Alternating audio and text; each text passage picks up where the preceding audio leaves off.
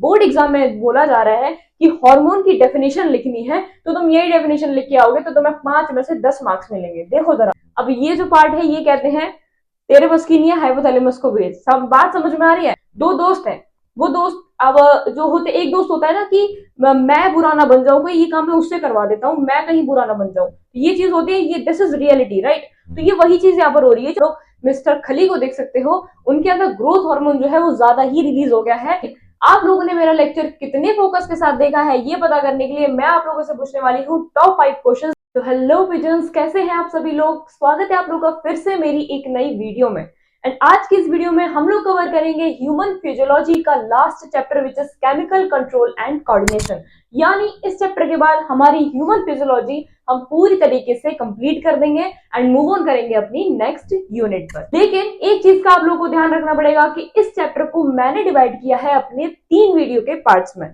यानी ये chapter easy तो है, हलवा चैप्टर है, लेकिन थोड़ा सा लेंथी है। दैट्स वाई आप लोगों को बोरिंग फील ना हो, इसलिए मैंने इस वीडियो को यानी पूरे इस चैप्टर को 3 वीडियोस में डिवाइड किया है। आज की वीडियो में हम लोग बात करेंगे एंडोक्राइन ग्लैंड्स एंड हार्मोन्स की, ह्यूमन एंडोक्राइन सिस्टम की, हाइपोथैलेमस की एंड पिट्यूटरी ग्लैंड की। बाकी पाइनियल ग्लैंड से हम लोग कंटिन्यू करेंगे अपने नेक्स्ट वीडियो में। एंड उसके थर्ड वीडियो में भी मैं अपने कुछ टॉपिक जो है इस चैप्टर के डाल दूंगी। यानी 3 वीडियो में ये पूरा चैप्टर आने वाला है, लेकिन वीडियो का ड्यूरेशन ज्यादा लंबा नहीं होगा, छोटा छोटा ड्यूरेशन होगा। आप लोगों को भी मजेदार वाला समझ में आने वाला है। तो फोकस बना के बैठ जाओ फटाफट से एंड कंप्लीट कर देते हैं आज अपनी ह्यूमन फिजियोलॉजी को। तो सबसे पहला हमारा टॉपिक होने वाला है एंडोक्राइन ग्लैंड्स एंड हार्मोन्स। क्या होते हैं ये एंडोक्राइन ग्लैंड्स? फटाफट से जानते हैं। देखो जरा, एंडोक्राइन ग्लैंड्स, ओ ठीक है, इसमें ग्लैंड्स आएगा इधर, no problem. Endocrine glands lack duct called the ductless gland. सबसे पहली बात, जो हमारे एंडोक्राइन ग्लैंड्स होते हैं उनके पास एक डक्ट नहीं होती है। अब बहुत से बच्चों को शायद डक्ट भी नहीं पता होगा। तो डक्ट आपकी एक ट्यूब होती है, एक चैनल आप लोग बोल सकते हो, जिसमें से आपको फ्लूइड, एयर, जो भी चीज हमारी बॉडी के अंदर हमें जरूरत होती है वो चीज उस डक्ट के थ्रू पास करती है। अरे आपका ब्लड भी पास करता है भाई, ठीक है। तो एंडोक्राइन ग्लैंड्स लैक डक्ट, लेकिन जो आपके एंडोक्राइन ग्लैंड्स होते हैं उनके पास डक्ट नहीं होती और उन्हें हम क्या बोलते हैं? Ductless gland. ये नीट का क्वेश्चन है, नोट कर लो। And there secretions called hormone. जो एंडोक्राइन ग्लैंड्स हैं वो आपके जो भी सिक्रेट करते हैं उसको हम बोलते हैं हार्मोन्स। बात समझ में आ रही है? सबसे पहली बात, एंडोक्राइन ग्लैंड्स जो है उनके पास डक्ट नहीं होती, hence called the ductless gland, और उनका सिक्रेशन क्या है? हार्मोन है। तो इसको दिमाग में अभी से बिठा लो। अब मैं आप लोगों को बताने जा रही हूँ हार्मोन की एक ऐसी डेफिनेशन जो एनसीईआरटी में मेंशन है। ऑल्सो बोर्ड वालों तुम भी सुन लो और नीट वालों तुम भी सुन लो। नीट में भी इस डेफिनेशन को लेकर बहुत बार क्वेश्चन आ चुका है। इस डेफिनेशन को एनटी वाले पकड़ के बैठ गए। और बोर्ड वालों तुम भी सुन लो, तुम में अगर बोर्ड एग्जाम में बोला जा रहा है कि हार्मोन की डेफिनेशन लिखनी है तो तुम यही डेफिनेशन लिख के आओगे तो तुम्हें 5 में से 10 मार्क्स मिलेंगे। देखो जरा, hormones are the non nutrient chemicals which act as a intracellular messengers and are produced in the trace amount। क्या है आप लोगों को समझ में कि जो हमारे हार्मोन है, पहली बात तो वो नॉन न्यूट्रिएंट्स एनिमल है, नॉन न्यूट्रिएंट्स केमिकल है, यानी कोई भी न्यूट्रिएंट अपने अंदर कैरी करके नहीं रखते हैं, नॉन न्यूट्रिएंट्स है। Which act as a intracellular messengers, यानी सबसे पहली बात कि सेल्स के अंदर पाए जाते हैं, यानी इंट्रासेल्युलर मैसेंजर्स होते हैं। नेक्स्ट देखो, are produced in the trace amount. ये कुछ ही अमाउंट में प्रोड्यूस होते हैं, ऐसा नहीं कि इनकी बारिश हो रही है, ये ट्रेस अमाउंट में प्रेजेंट होते हैं।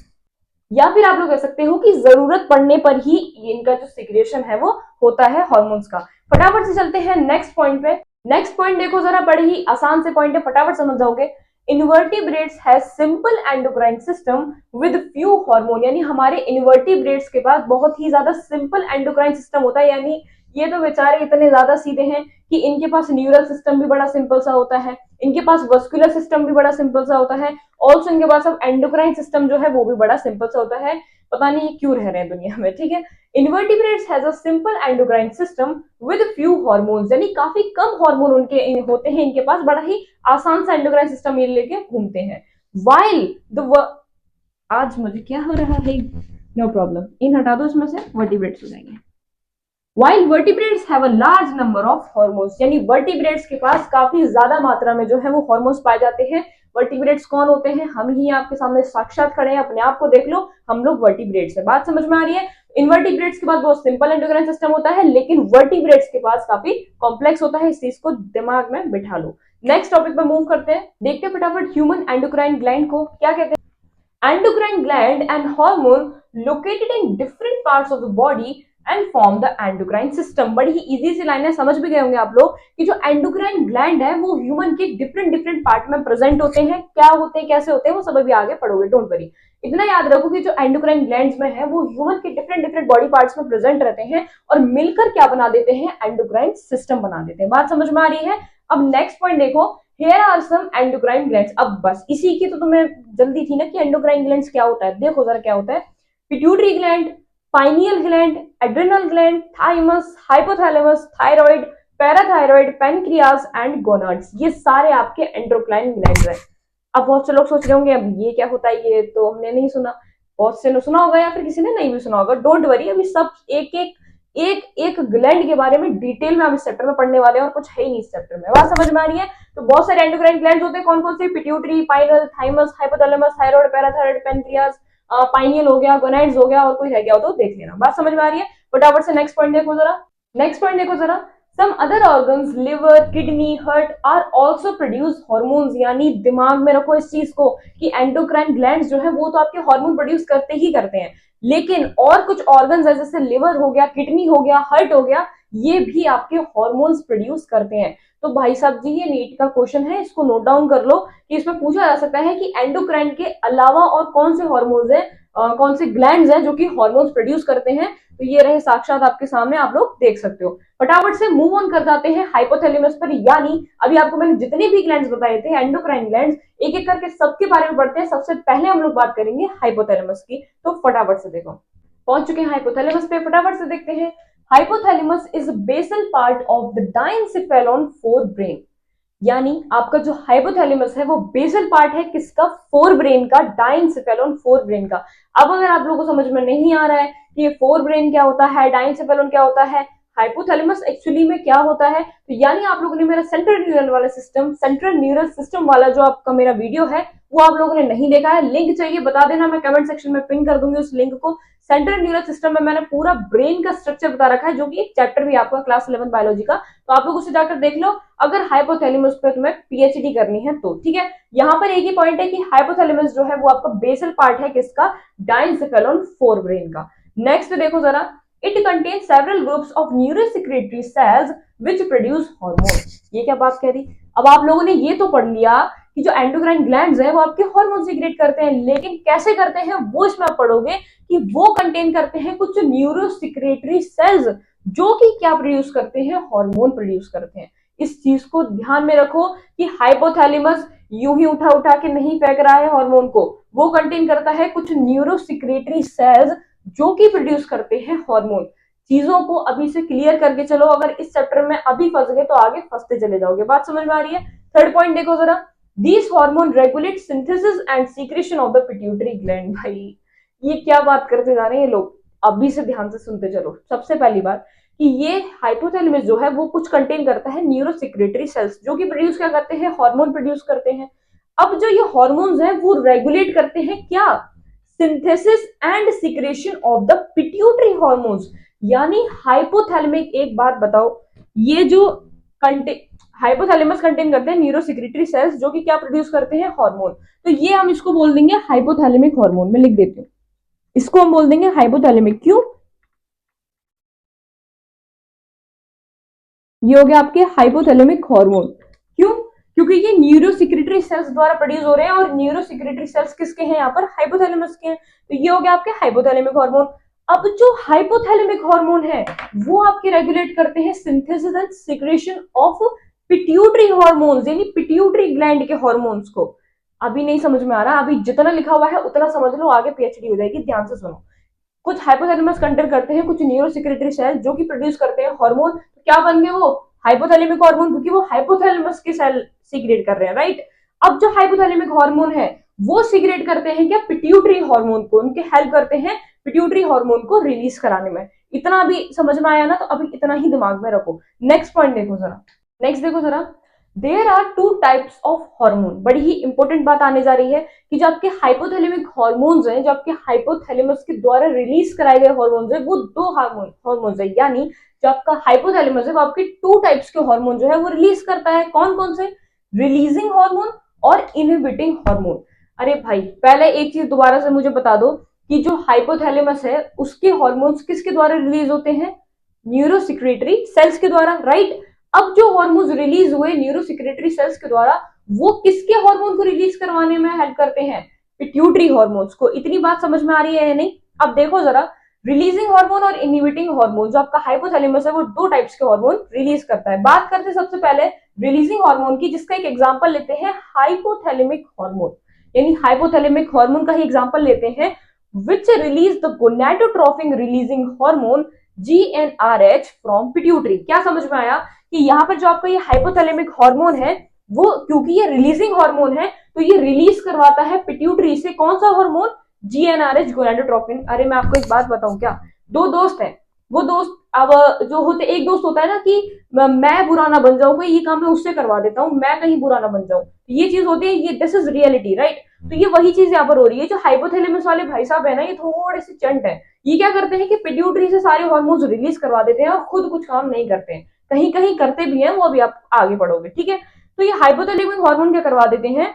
जीएनआरएच यानी गोनाडोट्रोपिन रिलीजिंग हार्मोन को रिलीज करवा देते हैं। कहां से? पिट्यूटरी से। समझ में आ रही है इतनी बात?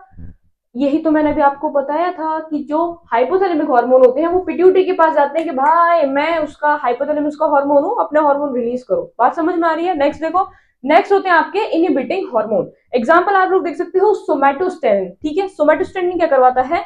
Which inhibits release of growth hormone from pituitary.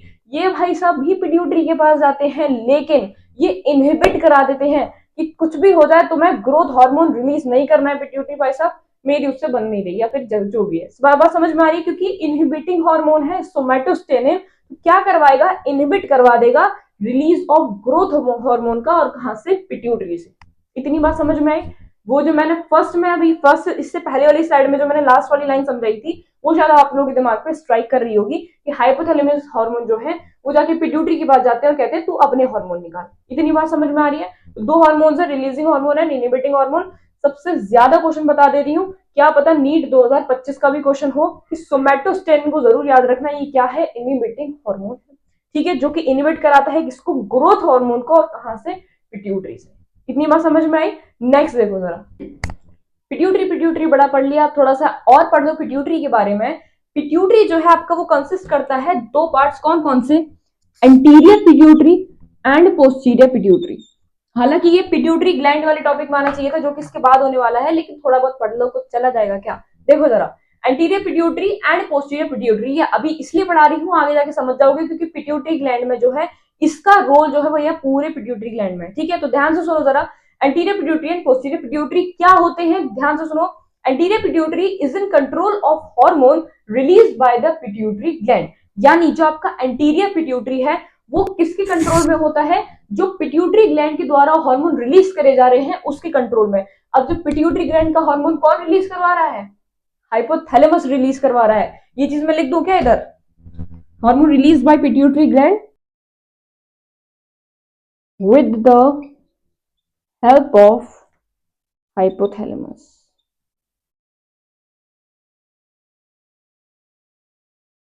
ठीक है, तो मैंने क्या बताया आप लोगों को भाई, इतनी बार बता चुके हैं, फिर एक बार बताने जा रही हूँ कि जो पिट्यूटरी ग्लैंड के जो हार्मोन है वो किसके द्वारा रिलीज कराए जाते हैं? हाइपोथैलेमस के द्वारा। वो अपने हार्मोन बेचता है, वो जाके पिट्यूटरी के हार्मोन रिलीज करवाता है, दैट्स इट। लेकिन उसमें पिट्यूटरी में केवल एंटीरियर पिट्यूटरी वाला रीजन जो है वो ये करता है। पोस्टीरियर पिट्यूटरी भाई साहब जी अपने आप को थोड़ा किंग वाली फीलिंग देते हैं, क्या करते हैं? Is in direct control of hypothalamus. अब ये जो पार्ट है ये कहते हैं तेरे बस की नहीं है, हाइपोथैलेमस को भेज। सब बात समझ में आ रही है? यानी ये जो है ये तो हाइपोथैलेमस के हार्मोन पे डिपेंड है कि उसके हार्मोन आएंगे तब हमारे हार्मोन रिलीज करवाएंगे। समझ में आ रही है? पोस्टीरियर पिट्यूटरी में ऐसा कुछ नहीं है, ये बोलते हैं भाई तेरे बस की बात नहीं है, डायरेक्ट हाइपोथैलेमस को भेजो, तुम अपने हार्मोन रिलीज करवा के मत भेजो, ठीक है। तो समझ में आ रही है? यही आपका पिट्यूटरी का anterior pituitary and posterior pituitary. अब फटाफट से मूव ऑन कर जाते हैं पिट्यूटरी ग्लैंड पर। पहुंच चुके हैं पिट्यूटरी ग्लैंड पे, फटाफट से देखो It is located in a bony cavity called the sella turcica and attached to a hypothalamus by a stalk called the infundibulum। यानी सबसे पहली बात कि आप किसकी लोकेशन क्या होती है पिट्यूटरी ग्लैंड की, ये आपका प्रेजेंट रहता है बोनी कैविटी में, जिसका नाम क्या है, सेला टर्सिका। इसको अभी से दिमाग में बिठा लो। ऑल्सो ये आपका अटैच होता है हाइपोथैलेमस से by stalk called the infundibulum. आप लोग इधर देख सकते हो। तो क्या बताया मैंने इसमें, इसकी लोकेशन क्या है कि बोनी कैविटी में प्रेजेंट होता है, जिसका नाम क्या है, सेला टर्सिका। ऑब्वियसली बात है, ब्रेन में रहता है। ऑल्सो ये हाइपोथैलेमस से भी अटैच होता है, किसके द्वारा, एक स्टॉक के द्वारा, जिसका नाम क्या है, इनफंडिबुलम। इतनी बात समझ में आ रही है। अब नेक्स्ट आप लोगों को बताने वाली प्यारा सा मैं चार्ट, तो बड़ी खूबसूरती के साथ उसको देखो जरा। अब जरा थोड़ा सा फोकस्ड हो जाओ। अगर साइड में रील्स वील्स चला रखी है, वेब सीरीज वगैरह देख रहे हो, तो थोड़ी देर के लिए उसे बंद कर दो, थोड़ा सा फोकस्ड हो जाओ। पिट्यूटरी ग्लैंड में जैसे कि मैंने आप लोगों को बताया कि दो रीजन होते हैं, कौन से, anterior pituitary and posterior pituitary. अब जो एंटीरियर पिट्यूटरी है वो भी एक रीजन कंसिस्ट करता है, जिसका नाम क्या है, एडिनोहाइपोफाइसिस। और जो पोस्टीरियर पिट्यूटरी है वो एक रीजन कंसिस्ट करता है, विच इज न्यूरोहाइपोफाइसिस। बात समझ में आ रही है? अभी मेरे साथ याद करो, पोस्टीरियर पिट्यूटरी के दो रीजन होते हैं, anterior pituitary and posterior pituitary. Pituitary gland के दो रीजन होते हैं, anterior pituitary and posterior pituitary. Anterior pituitary एक रीजन कंसिस्ट करता है, जिसका नाम क्या है, एडिनोहाइपोफाइसिस। एंड पोस्टीरियर पिट्यूटरी है वो एक रीजन कंसिस्ट करता है, क्या, न्यूरोहाइपोफाइसिस। इतना समझ में आया? अभी से इसको माइंड में रखो। अब जरा पहले एंटीरियर पिट्यूटरी की बात कर लेते हैं। जो रीजन कंसिस्ट करता है एडिनोहाइपोफाइसिस, वो भी दो पोर्शंस कंसिस्ट करता है। कौन कौन से? Pars distalis and pars intermedia. ये आपकी जो एनसीईआरटी में है, बहुत लंबे लंबे पैराग्राफ दे रखे हैं, ये मैंने आप लोगों को 2 मिनट में समझा दिया है। ध्यान से सुनो फिर से। एंटीरियर पिट्यूटरी एक रीजन कंसिस्ट करता है एडिनोहाइपोफाइसिस, जिसमें भी और दो पोर्शंस हैं। कौन कौन से? पार्स डिस्टेलिस और पार्स इंटरमीडिया। इतनी बात समझ में आई? पार्स डिस्टेलिस में आपके कुछ हार्मोन्स आ जाते हैं, जैसे GH, PRL, ACTH, LH, FSH and TSH. क्या फुल फॉर्म है? ये जब इनका मैं डिटेल एक्सप्लेनेशन पढ़ाऊंगी तब आप लोग को समझ में आएगा। अभी सबका डिटेल पढ़ेंगे, डोंट वरी। पार्स इंटरमीडिएट आपका कौन सा हार्मोन रिलीज करता है? एमएसएच। तो याद करना बहुत ही ज्यादा इजी है। जिसकी आपको सिंबल्स में देख रहे हो, जीएच, पीआरएल, एसीटीएच, सारे किस में आ जाते हैं? पार्स डिस्टेलिस में आ जाते हैं। एक अकेला ऐसा है एमएसएच, फुल फॉर्म बता दूं, मेलानोसाइट स्टिमुलेटिंग हार्मोन, आगे पढ़ोगे अभी। एमएसएच जो है वो ही केवल पार्स इंटरमीडिया में आता है, बाकी सारे हार्मोन उठाओ और पार्स डिस्टेलिस में भेज दो। याद करना बहुत सिंपल हो गया। नेक्स्ट आ जाओ। पोस्टीरियर पिट्यूटरी कौन सा रीजन करता है कंसिस्ट? न्यूरोहाइपोफाइसिस। अब जो न्यूरोहाइपोफाइसिस है वो आपके डायरेक्टली दो हार्मोन्स रिलीज करते हैं। कौन से? Oxytocin and vasopressin. अब मुझे जरा बात बताओ, कुछ समझ में आया नहीं आया? पोस्टीरियर पिट्यूटरी के लिए मैंने क्या बताया था? ये किसके डायरेक्ट कंट्रोल में है? हाइपोथैलेमस के। जबकि ये भाई साहब तो कुछ हार्मोन रिलीज करवा रहे हैं, तब जाके वो पिट्यूटरी के हार्मोन रिलीज करवा रहे हैं। इतनी बात समझ में आई? इन्होंने ही कंसिस्ट कर रखे हैं नहीं पोर्शन, पास डिस्टेलिस, पास इंटरमीडिएट, जो कि हार्मोन रिलीज करवा रहे हैं। ये देखो इधर जो न्यूरोहाइपोफाइसिस वाला जो रीजन है, डायरेक्ट ही दो हार्मोन रिलीज कर दे रहा है। कौन कौन से? Oxytocin and vasopressin. बात समझ में आई इतनी? और ये रीजन याद करना भी बड़ा इजी है। न्यूरोहाइपोफाइसिस, न्यूरो से क्या समझ में आता है? ब्रेन। डायरेक्ट ब्रेन यानी डायरेक्ट हाइपोथैलेमस, तो कौन सा हो जाएगा आपका? पोस्टीरियर पिट्यूटरी वाला रीजन। बाकी एडिनो हो जाएगा आपका, ए से एडिनो एंड ए से एंटीरियर। ठीक है, बात इतनी समझ में आई? ये आपका फ्लो चार्ट था। याद रखना, पास डिस्टेलिस सारे करता है, पास इंटरमीडिएट केवल एमएसएच करता है। और जो ये वाला पोर्शन है पोस्टीरियर पिट्यूटरी वाला, न्यूरोहाइपोफाइसिस वाला, ये केवल दो ही हार्मोन रिलीज करता है, ऑक्सीटोसिन एंड वेसोप्रेसिन। ठीक है, अब नेक्स्ट देखो जरा।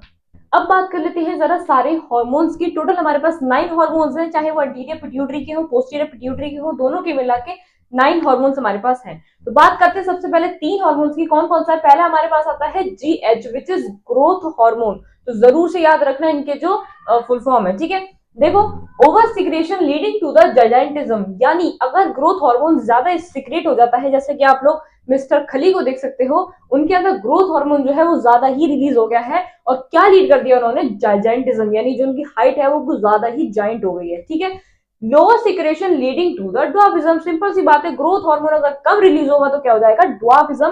ड्वार्फ यहाँ पर बोने को बोलते हैं, यानी जो हाइट है वो ज्यादा ही छोटी रह जाएगी। नेक्स्ट आती है आपका पीआरएल। नाम से आप लोगों को लग रहा होगा कि 3 वर्ड का होगा, लेकिन इसका एक ही नाम है, प्रोलैक्टिन हार्मोन, जिसमें से आप देख सकते हो पी आर और यहां से उठाया गया है एल।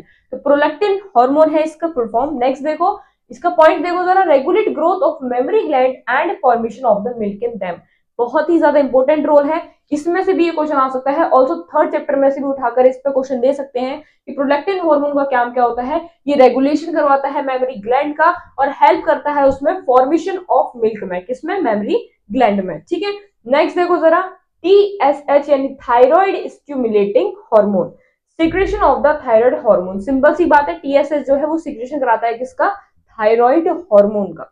नेक्स्ट देखो जरा, नेक्स्ट आता है हमारे पास ACTH, क्या नाम है इसका, एड्रीनो कॉर्टिकोट्रोफिक हार्मोन। बड़ा ही लंबा सा नाम है लेकिन थोड़ा याद करना पड़ेगा। क्या करता है ये, stimulates the secretion of steroids hormone called glucocorticoids from the adrenal cortex, यानी ये सिक्रेशन कराता है स्टेरॉइड हार्मोन्स का। कहां से करवाता है, एड्रेनल कॉर्टेक्स से। और स्टेरॉइड हार्मोन का एक एग्जांपल यहाँ पर दिया हुआ है, क्या, ग्लूकोकॉर्टिकॉइड्स। नहीं समझ में आ रहा, अभी इसी लाइन को, बिल्कुल इसी पूरे प्रॉपर लाइन को एड्रेनल ग्लैंड वाले पूरे टॉपिक में आप लोग पढ़ोगे। नेक्स्ट देखो जरा, LH आता है आपका ल्यूटेनाइजिंग हार्मोन। ये तो अभी तक आप लोगों के दिमाग में रट जाना चाहिए क्योंकि LH तो हम लोग थर्ड चैप्टर से पढ़ते आ रहे हैं क्लास 12 के। ठीक है, क्या है इसका, luteinising hormone induces ovulation, ovulation ये करवाता है, मेंटेन कॉर्पस ल्यूटम, और कॉर्पस ल्यूटम को मेंटेन करके रखता है। अब शायद आप लोगों को नहीं पता होगा बच्चों को कॉर्पस ल्यूटम क्या होता है। ये आपके ओव्यूलेशन के बाद जो आपका ग्राफियल फॉलिकल होता है वो रप्चर हो जाता है, उसके रेमिनेंट से मिलकर ये कॉर्पस ल्यूटम बनता है, फिर प्रोजेस्टेरोन हार्मोन रिलीज करता है। अभी समझ में नहीं आ रहा, जाओ जाकर मेरा लेक्चर देखो, क्लास 12 बायोलॉजी का थर्ड चैप्टर है, मैंने उसका ऑलरेडी पूरा लेक्चर बड़ी डिटेल एक्सप्लेनेशन के साथ डाला हुआ है, आप लोग जाके देख सकते हो। नेक्स्ट देखो जरा, FSH फॉलिकुलर स्टिमुलेटिंग हार्मोन, ये भी अभी तक आप लोगों के दिमाग में छप जाना चाहिए। Development of ovarian follicles in female, यानी सिंपली क्या करते हैं, ओवेरियन फॉलिकल के डेवलपमेंट में ये FSH हमारे यूज होते हैं। याद करो, प्राइमरी फॉलिकल, फिर टर्शियरी फॉलिकल, फिर ग्राफियन फॉलिकल, देन ओव्यूलेशन। बात समझ में आ रही है। नेक्स्ट हार्मोन देखो जरा, नेक्स्ट आया था आपका MSH, जो कि है आपका मेलेनोसाइट स्टिमुलेटिंग हार्मोन। एक बार फिर बोल रही हूँ, इनके नेम जरूर से याद रखना क्योंकि आपको ये देके ये पूछा जा सकता है और बहुत बार पूछा भी गया है। ठीक है, इसका फंक्शन देखो जरा, regulates pigmentation of the skin. भाई बड़ा ही अच्छा फंक्शन है। ऑल्सो इस पे क्वेश्चन बहुत बार आ चुका है तो उसको प्लीज ध्यान रखना। इसका फंक्शन क्या है, ये रेगुलेट करता है पिगमेंटेशन ऑफ द स्किन, यानी हमारी स्किन का कलर कैसा होने वाला है, ब्लैक होने वाला है, व्हाइट होने वाला है। इस चीज को कौन रेगुलेट करता है, मेलेनोसाइट स्टिमुलेटिंग हार्मोन। नेक्स्ट देखो जरा, ऑक्सीटोसिन क्या होता है, acts on a smooth muscles and stimulates their contraction, यानी जो हमारा ऑक्सीटोसिन है ये क्या करता है, स्मूथ मसल पर जाकर एक्ट करता है और उनका कॉन्ट्रैक्शन करवाता है। स्मूथ मसल आप लोग समझ रहे होंगे, स्मूथ मसल पर जाकर एक्ट करता है और उनको कॉन्ट्रैक्शन करवाता है। एग्जाम्पल आप लोग देख सकते हो, contraction of uterus at the time of child birth also help in the milk ejection from the memory gland. सबसे पहली लाइन देखो कि कॉन्ट्रैक्शन ऑफ यूट्रस कौन करवाता है, जब हमारा, भाई मैंने ऑलरेडी पढ़ा चुकी हूं मैं, प्रेगनेंसी में हमारा लास्ट वाला जो पीरियड होता है चाइल्ड बर्थ द्वारा जो कि पार्चुरेशन होता है, उस टाइम पे हमारा जो कॉन्ट्रैक्शन है, यूट्रस का कॉन्ट्रैक्शन, यानी हम लोग को कैसे पता लगता है कि it's time to the child birth, तो कैसे पता लगता है, क्योंकि कॉन्ट्रैक्शन होता है यूट्रस का, वो कौन करवाता है, ऑक्सीटोसिन करवाता है। दूसरी चीज क्या करता है ये, also help in milk ejection from the memory gland. अब भाई बड़े ही कंफ्यूज होते हैं, मैं आपको यहीं पर क्लियर कर देती हूँ। प्रोलैक्टिन जो है वो मिल्क फॉर्मेशन करवाता है मेमोरी ग्लैंड में, लेकिन जो ऑक्सीटोसिन है वो मिल्क इजेक्शन करवाता है किससे, मेमोरी ग्लैंड से। बात समझ में आ रही है। नेक्स्ट देखो जरा, लास्ट रह गया इसका वैसोप्रेसिन। लास्ट हमारे पास आ जाता है vasopressin, acts on a kidney and stimulates the reabsorption of the H2O and electrolytes and reduces the loss of water through the urine, hence called the anti-diuretic hormone. सबसे पहली बात, जो वैसोप्रेसिन है उसको हम लोग एंटी-डाययूरेटिक हार्मोन बोलते हैं। क्यों बोलते हैं, देखो जरा, क्योंकि ये किडनी पर एक्ट करता है और स्टिमुलेट कराता है क्या, रीएब्जॉर्प्शन H2O का और इलेक्ट्रोलाइट्स का। ठीक है, and reduces the loss of water, ताकि हमारी यूरिन में ज्यादा यूरिन, अरे भाई नहीं समझ में आ रहा क्या, मैंने एक चैप्टर डाला हुआ है excrete product and there elimination, पूरा सब कुछ डिटेल में समझाया हुआ है। इतने आलसी हो वहां नहीं जाना, तो मेरी एक शॉर्ट्स भी मैंने डाली हुई है रास मैकेनिज्म के नाम से, जिसमें आप लोग ये पूरा प्रोसेस समझ जाओगे कि एक्चुअली में ये है क्या चीज। ठीक है, तो रास मैकेनिज्म में मैंने पूरा अच्छे से समझा रखा है, लेकिन फिर भी एक छोटा सा मैं आप लोग को बता देती हूँ कि हमारी यूरिन में ज्यादा लॉस ऑफ वाटर ना हो जाए, जिसकी वजह से ये जो वैसोप्रेसिन है एक्ट करता है और वहां से यूरिन में से रीअब्जॉर्प्शन करवा लेता है वाटर्स का, इलेक्ट्रोलाइट्स का, ताकि जो हमारा यूरिन है वो विदाउट लॉस ऑफ वाटर यानी कम से कम पानी के साथ बाहर आए। बात समझ में आ रही है। तो यही था फंक्शन किसका, वैसोप्रेसिन का। हाँ जी, तो आज का लेक्चर तो आपका यहीं पर खत्म होता है। लेक्चर खत्म होता है, चैप्टर खत्म नहीं हुआ है, यानी बाकी बचे जितने भी टॉपिक्स हैं वो मेरी आने वाली 2 वीडियोस में मैं उनको कवर करने वाली हूँ। लेकिन आप लोगों ने मेरा लेक्चर कितने फोकस के साथ देखा है ये पता करने के लिए मैं आप लोगों से पूछने वाली हूँ टॉप 5 क्वेश्चंस जो कि इसी लेक्चर से क्वेश्चंस मैंने बनाए हैं। तो फटाफट से इनके आंसर्स करो कमेंट सेक्शन में, और मैं भी तो देखूं जरा आप लोगों ने मेरा लेक्चर कितनी फोकस के साथ देखा है। सबसे पहले आंसर्स करो इन फर्स्ट 3 क्वेश्चंस का, फटाफट कमेंट सेक्शन में जाकर इनके आंसर छाप दो।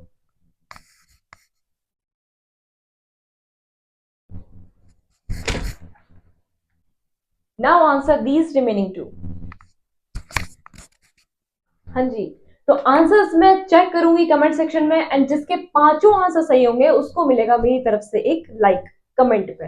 ओके, बाकी लेक्चर अगर हेल्पफुल रहा होगा तो please like this video, and इंतजार कीजिए कल या परसों में मेरे बाकी के दोनों पार्ट्स भी आ जाएंगे, एंड चैप्टर को कंप्लीट करके रैप अप करके साइड में रखना, देन नेक्स्ट चैप्टर पर मूव करना। बाकी पढ़ाई अपनी कंटिन्यू रखो, लगे रहो, सिलेक्शन सबका होगा। All the very best.